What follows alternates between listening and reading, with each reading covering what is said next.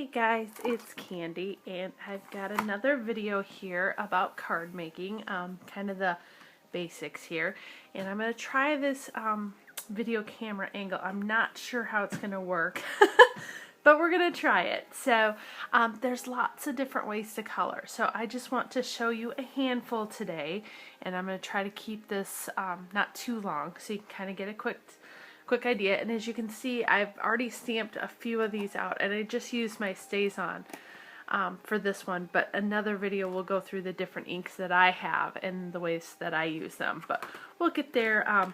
The first thing I want to show you is that you can actually color on, and I'm just using water brush markers here, kind of see those, and you can use your Stampin' Up! Markers. You can use any like Crayola markers. I looked and I couldn't find any that were not dried out.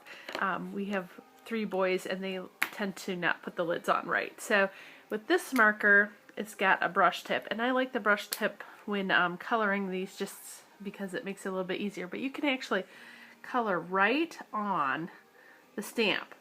So I kind of color up here around that and around that flowers, just kind of getting it on here, and you don't have to worry about it drying out, so you don't have to be fast, and I'll tell you a tip for that here in a second.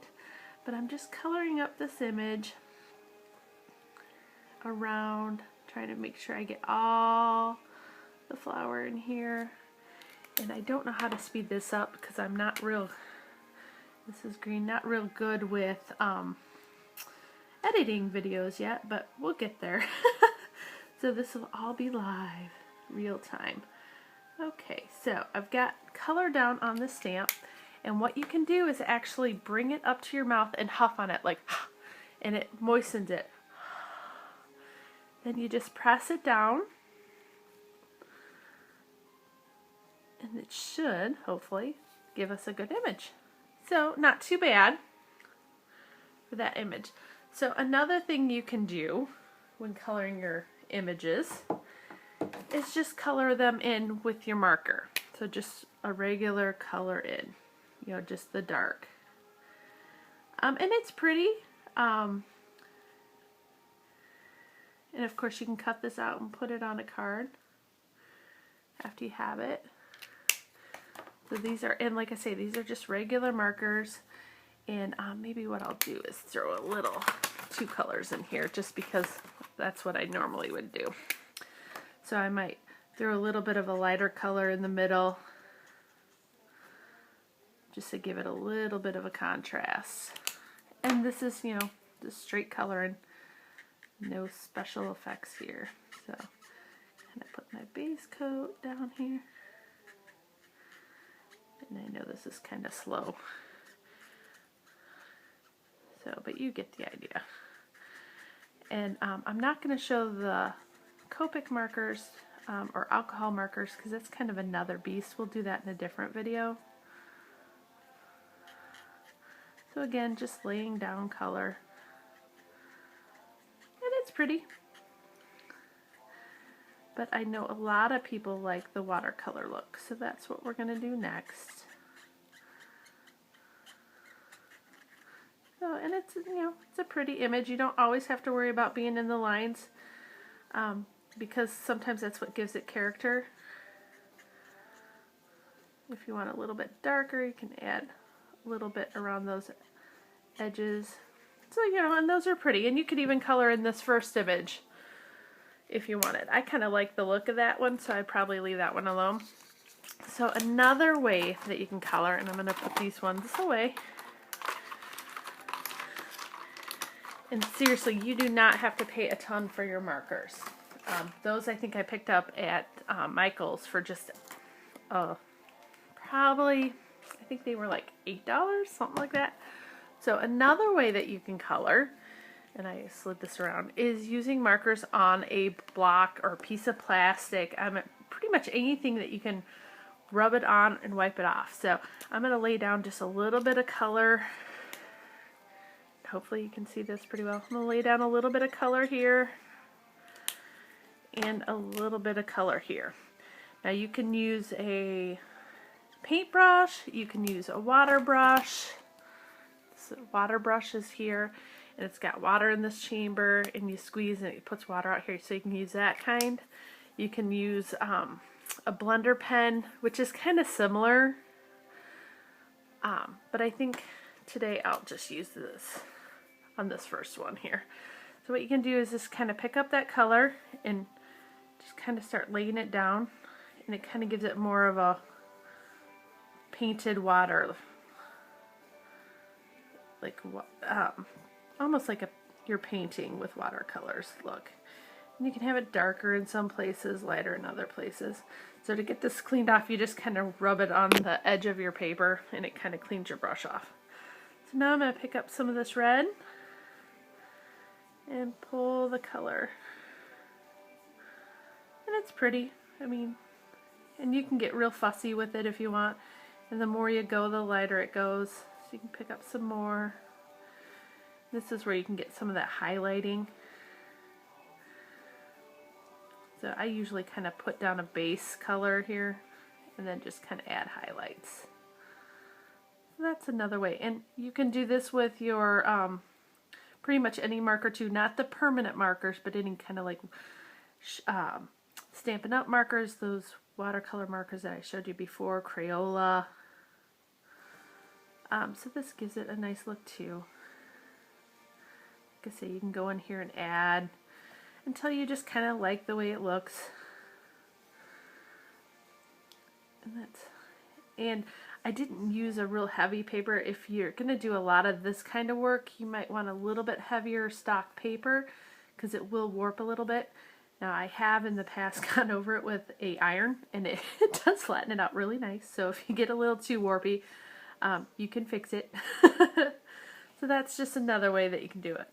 So that is my marker. So like I said, pull this one back in so you can color on the ink, on the stamp, and just color it in full strength. You can do a watercolor like I did here. Hopefully that's not too far away so you guys can see it well. Another thing that you can do or use is watercolor pencils. And let me show you. These are like colored pencils that as you add water to it, it makes it look like you've painted. So this is just one brand that I have.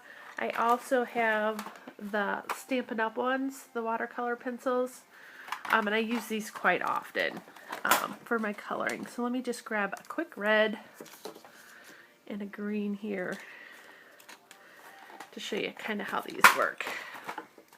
And hopefully this is close enough for you guys to see. So with this one, you can just kind of go in here and get the edges, and hopefully this isn't getting too long. You can kind of go in here, do some heavy around the edges. And this too you can play with too, and you can add more color after if you don't like the way it's looking. And like I say, you don't have to be totally in line, because a lot of times, and for this one I'm going to use the blender pen, and hopefully it's not dried out because I had a couple the other day that were a little dry. It is a little dry. Let me try we'll go back to this water pen. Okay, so you can kind of just pull that color around. And it gives a nice effect too.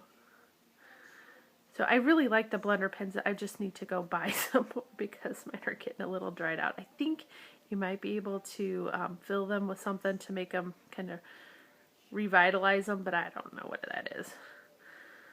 So again, you can just kind of pull that color. So these are just some ways that you can add some color, and again, to get it clean, you just kind of wipe it to the side and it kind of cleans itself, takes all that out.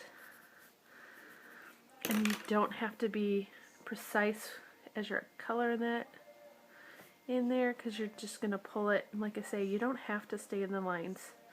Kind of gives it that watercolored effect. So So that is another way that you can color up this image.